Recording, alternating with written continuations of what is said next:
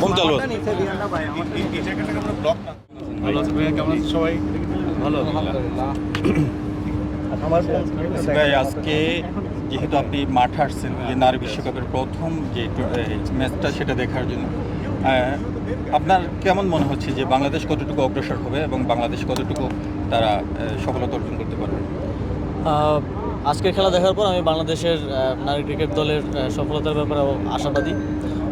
আমি মূলত এসেছি যেহেতু এই নারী বিশ্বকাপটা বাংলাদেশে হওয়ার কথা ছিল, এক্সট্রাঅর্ডিনারি সিচুয়েশনের কারণে আমরা পারিনি, কিন্তু বাংলাদেশি হোস্ট হয়ে দুবাইতে এটার ভ্যান্যুটা আছে।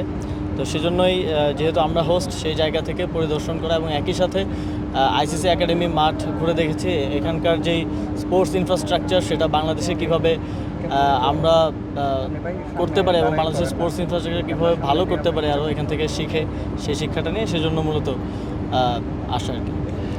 বাংলাদেশের ক্রীড়াঙ্গনকে মানে ঢেলে সাজানোর জন্য এবং একটা জবাবদিহিতা নিয়ে আসার জন্য আপনার কী কী পদক্ষেপ থাকবে?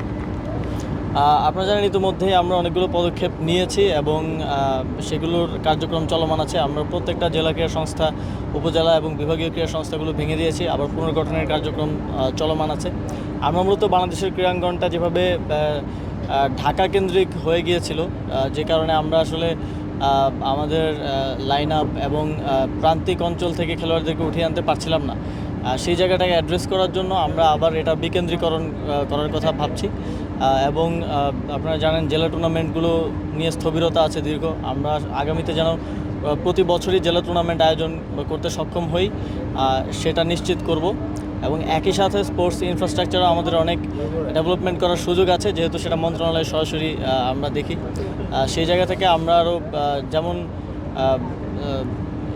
ইউনাইটেড আরব আমিরাত কিন্তু আইসিসির ফুল মেম্বার না, বাট তাদের যে ইনফ্রাস্ট্রাকচার ক্রিকেটে বা অন্যান্য স্পোর্টসে আমরা সেদিক থেকে অনেক পিছিয়ে। তো সেই জায়গা থেকে আমরা কীভাবে সেগুলো আরও ডেভেলপ করতে পারি এবং তাদের এক্সপিরিয়েন্সটাও এই ইনফ্রাস্ট্রাকচার ডেভেলপমেন্টের ক্ষেত্রে কীভাবে আমাদের কাজে লাগতে পারে সে বিষয়ে ইতিমধ্যেই কথা বলেছি এবং বলছি। সামনের দিনে বাংলাদেশের স্পোর্টসকে একটা অনন্য উচ্চতায় নিয়ে যাওয়ার জন্য আমরা কাজ করব। আর আরেকটা বিষয় আমরা জানতে চাচ্ছি, যেটা আসলে সকল এখানে যারা ক্রিকেট অনুরাগীরা আছেন তাদের সকলের একটা জানার কথা, যে সাকিবের এই সময় অবসর নেওয়ার বিষয়ে আপনার কোনো বক্তব্য আছে কিনা, অথবা আপনি এটা নিয়ে কী চিন্তা করছেন? দেখুন, আমাদের একজন খেলোয়াড়কে অবশ্যই আমরা সর্বোচ্চ নিরাপত্তা দিব এবং যে কোনো ধরনের অভিযোগ থাকলে সেটা তো আইনি বিষয়ে ভিন্ন সে বিষয়ে আমি কোনো মন্তব্য করতে পারি না। আইন মন্ত্রণালয় বিষয়ে একটা স্পষ্টতা দিয়েছে। আমরা সাকিব আল হাসানের নিরাপত্তার কথা ইতিমধ্যে বলেছি এবং সেটা আমরা নিশ্চিত করব এবং আমিও ব্যক্তিগতভাবে চাই এরকম একজন প্লেয়ার যার দেশের জন্য এত অর্জন রয়েছে, তিনি বাংলাদেশেই তার যেহেতু টেস্ট শেষ করতে চাচ্ছেন সে ফেয়ারওয়েলটা পাক, এটা আমার আশা থাকবে। আরেকটা বিষয়, যেহেতু আপনি আরেকটা মন্ত্রণালয়ে কাজ করছেন, যেটা শ্রম মন্ত্রণালয়, সেটা কর্মসংস্থান মন্ত্রণালয়, এখানে বাংলাদেশি শ্রমিকরা নানাভাবে বিভিন্নভাবে তাদের ভিসার সংকট রয়েছে, ভিসার জটিলতা রয়েছে, এখন সাধারণ ক্ষমা চলছে, তার মধ্যেও নানা ধরনের মুখাপেক্ষি হচ্ছে বিভিন্ন সমস্যার। এই সমস্যাগুলো আপনাকে চিহ্নিত করে দেওয়া হলে সেগুলোর ব্যাপারে আপনি কোনো উদ্যোগ নেবেন কি না? না, ইতিমধ্যেই আমি আসার আগেই আমাদের যে বৈদেশিক কর্মসংস্থান বিষয়ক মন্ত্রণালয়ের যে সেক্রেটারি আছেন তার সাথে কথা বলে এসেছি যে আসলে কী সমস্যা আছে যেটা আমাদের অ্যাড্রেস করা দরকার, এবং সে বিষয়ে এখানকার আমাদের লেবার কনসুলেট সহ আরও যারা অথরিটি আছেন তাদের সাথে আমি কথা বলেছি এবং একই সাথে আমি এখানকার যারা আমাদের বাংলাদেশি যারা কমিউনিটি আছে তাদের সাথে কথা বলবো এবং একই সাথে যারা ওয়ার্কার আছে যারা বিভিন্ন ধরনের সমস্যা ফেস করছে সেগুলো জেনে যাওয়ার চেষ্টা করব তাদের থেকে সরাসরি, এবং সেটা বাংলাদেশে গিয়ে সমাধানের জন্য ব্যবস্থা নেওয়ার চেষ্টা করবো।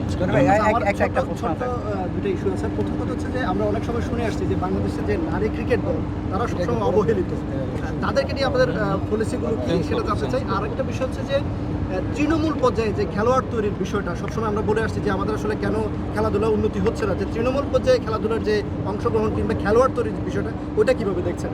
আরেকটা বিষয় আমি একটু পরে শেয়ার করছি। নারী ক্রিকেট দল যে আর অবহেলিত থাকবে না এটা আমার এখানে উপস্থিতি দিয়েই আপনারা হয়তো বুঝতে পারবেন। আমরা যেহেতু নারী ক্রিকেট দল তুলনামূলকভাবে তাদের অর্জন বেশি এবং আমরা আশা করছি এই বিশ্বকাপেও তারা একটা ভালো অর্জন দেশের জন্য নিয়ে আসতে পারবে এবং সামনের দিনগুলোতেও তাদেরকে যথাযথভাবে যেন আমরা সেই সম্মানটা প্রদর্শন করতে পারি।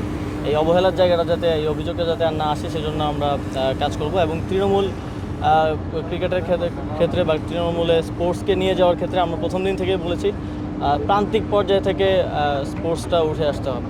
এটা মানে টপ টু বটম অ্যাপ্রোচ হলে হবে না, bottom to top approach, bottom up অ্যাপ্রোচে কাজ করতে হবে এবং সেজন্য আমরা জেলা টুর্নামেন্টগুলো চালু করব এবং এছাড়াও আপনারা জানেন যে জেলা ক্রীড়া সংস্থাগুলো পুনর্গঠন হচ্ছে, তারা যেন তাদের কাজটাও ভালোভাবে পালন করে সেজন্য আমরা ওই প্রোগ্রেস রিপোর্ট থেকে শুরু করে এই জবাবদিহিতার জায়গাটা নিশ্চিত করব।